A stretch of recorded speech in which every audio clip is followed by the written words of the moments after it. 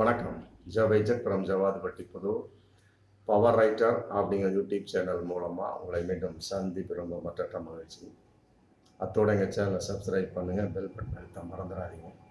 அத்தோட எல்லாத்துக்கும் ஷேர் பண்ணுங்க. வர்ற 8ஆம் தேதி பதவி ஏற்பதாக இருந்தது.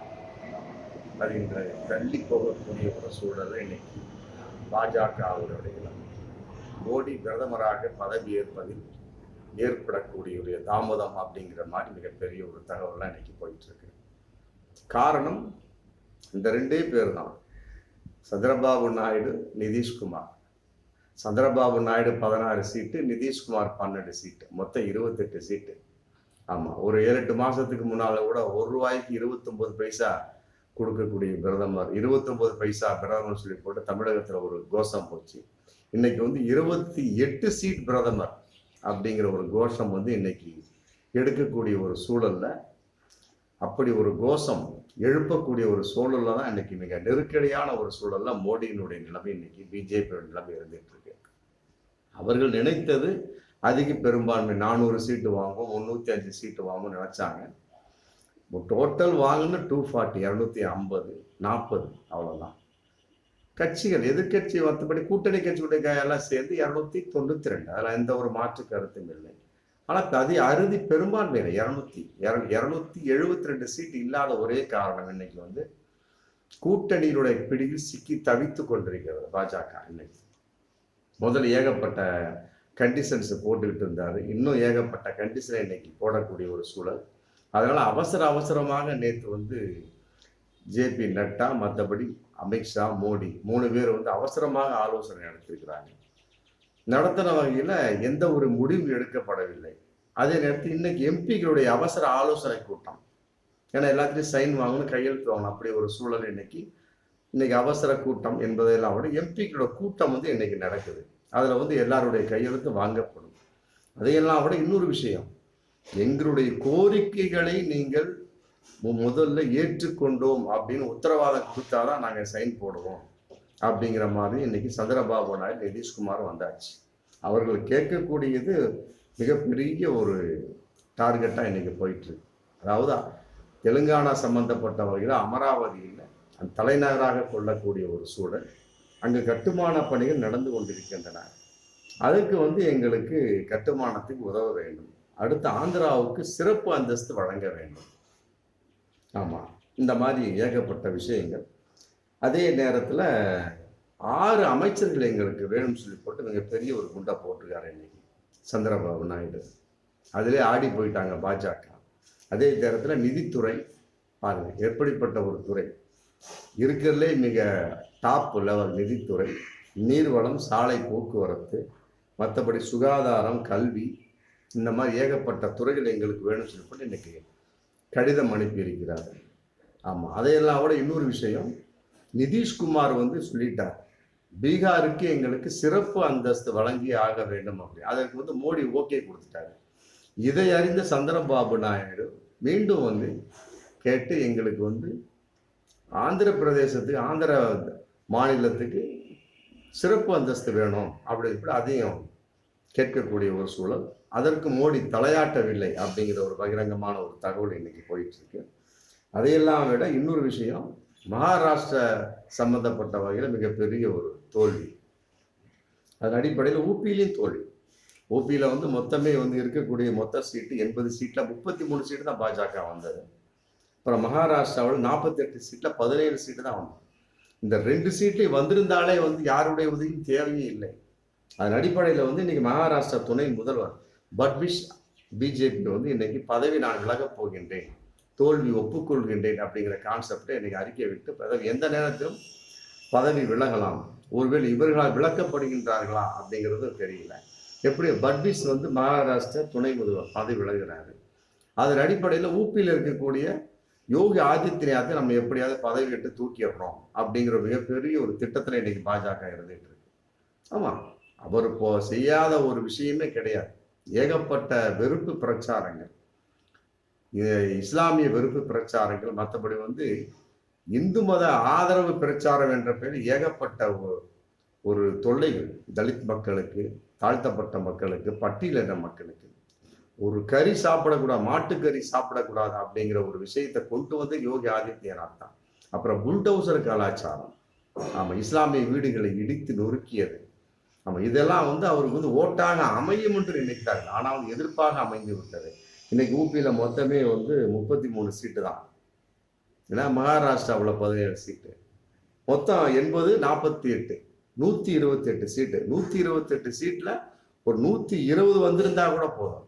ஆமா, வந்தது வந்து மொத்தம் 48 சீட் தான் வந்திருக்கிறாங்க டோட்டலா. 128 சீட்டுக்கு டோட்டலாவே 48 சீட் அப்படிங்கும் போதுல மிகப்பெரிய ஒரு ஆத்திரத்தின் வெளிப்பாடா இன்னைக்கு வந்து மோடி, அமித்ஷா அந்த கும்பல் இருக்கிறதா இன்னைக்கு ஒரு மிகப்பெரிய ஒரு தகவல் போயிடும். அதனால வந்து யோகி ஆதித்யநாத்தை பதவி ஏற்றவுன்னா முதல் வேலை வந்து தூக்கிடுறது அப்படிங்கிற ஒரு தகவல் இன்னைக்கு பகிரங்கமா போயிட்டு இருக்கு. எப்படியோ நிதி சம்பந்தப்பட்ட வகையில ஃபர்ஸ்ட் 2 அமைச்சர் அப்படின்னாரு, இன்னைக்கு 3 அமைச்சர் வேணும் அப்படின்ட்டு இருக்கிறாரு. அதே நேரத்தில் இன்னொரு கண்டிஷனையும் போட்டிருக்கிறாங்க, 2025 சட்டசபையை மனதில் வைத்துக்கொண்டு நீங்கள் செயல்பட வேண்டும் அப்படின்னு அந்த ஐக்கிய ஜனதா தலைவர் வந்து தியாகி அப்படிங்கிறவர் மிக பகிரங்கமாகவே ஒரு பேட்டி கொடுத்திருக்காரு. அது பார்க்கின்ற பொழுது கட்டாயமாக மோடி ஆட்சி அமைந்தாலுமே கூட அது நிலைக்குமா அப்படிங்கிறது மிகப்பெரிய ஒரு கேள்விக்குறி. ஏன்னா நிதிஷ்குமார் வந்து டக்கு டக்குன்னு உணர்ச்சி வசப்படக்கூடிய, டக்கு டக்குன்னு ஒரு முடிவெடுக்கக்கூடிய நபர். அதனால வந்து அவர் எந்த வகையும் நம்ப முடியாது. அதே நேரத்தில் இன்னொரு விஷயம் இருக்கு, சந்திரபாபு நாயுடு மோடி ஏகப்பட்ட விஷயம் அசிங்கப்படுத்தினார் அப்படிங்கிற விஷயம் இன்னைக்கு போயிட்டு இருக்கு. அமித்ஷா கூட ஏகப்பட்ட விஷயம் சந்திரபாபு நாயுடு வந்து விமர்சித்தார். இந்த முந்தா நாள் ஒரு வீடியோ வைரலா போயிட்டு இருக்கு பாருங்க. அதாவது வந்து அந்த ஆலோசனை கூட்டத்துல எல்லாம் உட்கார்றாங்க, சீட்டு ஒன்று காலியா இருக்கு. மோடி வர்றாரு, வந்த உடனே சந்திரபாபு நாயுடு நின்றுட்டு இருக்கிறார். உடனே கையை பிடிச்சி உட்கார வைக்கிறார். உட்கார மாட்டேங்கிறார். திருப்பியும் வலுக்கட்டாயமாக உட்கார வைக்கிறார்.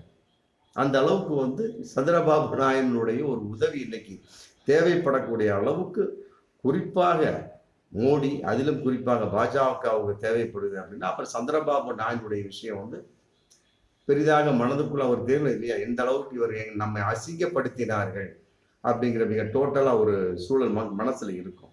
அதே நேரத்தில் நிதிஷ்குமாரை பொறுத்தவரை டக்கு டக்குன்னு முடிவு எடுக்கக்கூடிய ஒரு சூழல். அதனால அவரையும் நம்ப முடியாத ஒரு விஷயம். சந்திரபாபு நாயுடு அமைதியாக இருக்கும் பட்சத்துல எந்த அளவுக்கு தன்னுடைய இலாக்காட்டு எனக்கு வேண்டும், மற்றபடி வந்து என்னுடைய விருப்பத்தை நிறைவேற்ற வேண்டும் அப்படின்னு கடிவாளம் போட்டுட்டாரு. நிதிஷ்குமார் ஓகே கடிவாளம் போட்டு விட்டாச்சு.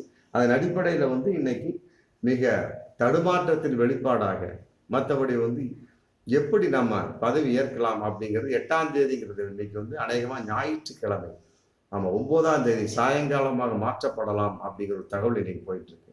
இன்னைக்கு எம்பி கூட்டம் நடந்துகிட்டு இருக்கு. அதில் எப்படிப்பட்ட ஒரு முடிவு எடுக்க போறாங்க, என்னைக்கு வந்து பதவி மோடி 3வது பிரதமராக பதவி ஏற்க போகிறார் அப்படின்னு இன்னைக்கு முழுமையாக தெரியும். எப்படி தெரிந்தாலுமே சரி, ஆமா, மடியில கட்டின பாம்பு தான் சந்திரபாபுவும் நிதிஷ்குமாரும். அதாவது கிராமத்துல ஒரு பழமொழி சொல்லுவாங்க, அதாவது வந்து பூனையை மடியில கட்டின கதை அப்படிம்பாங்க. பூனையை மடியில கட்டிக்கிட்டு யாருமே படுத்து தூக்க முடியாது, அது என்ன டொயின் உருண்டுகிட்டே இருக்கும். மற்ற ஜீவராசிகள் என்பது வேறு, பூனை என்பது வேறு.